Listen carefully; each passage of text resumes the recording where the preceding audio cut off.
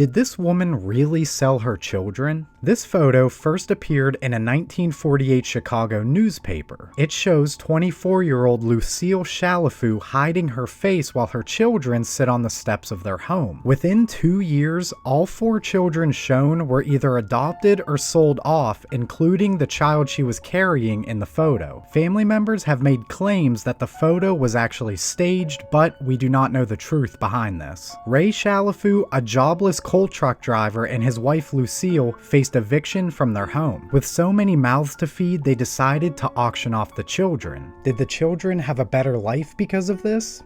Not exactly. 2 of the children, Rayanne and Milton, were sold to Ruth and John Zodeman for $2 apiece. The kids were referred to as slaves and worked long, hard hours on the farm, even being chained up in the barn. Rayanne claims that her mother sold her for bingo money. The youngest child, David, was adopted by the strict religious McDaniels family. He actually lived rather close to the farm that Rayanne and Milton lived at. It was common for David to ride his bicycle to the farm and untie Rayanne and Milton in the barn. As Milton grew older, he violently reacted to his abuse and spent several years in a mental hospital. He was diagnosed with schizophrenia and released in 1967 and then moved to Arizona. Rayanne was tragically kidnapped from her home and raped, which resulted in a pregnancy. Rayanne's adoptive parents sent her off to a home for unwed mothers where they took her child and placed it for adoption. At the age of 16, David ran away from home, eventually joining the military.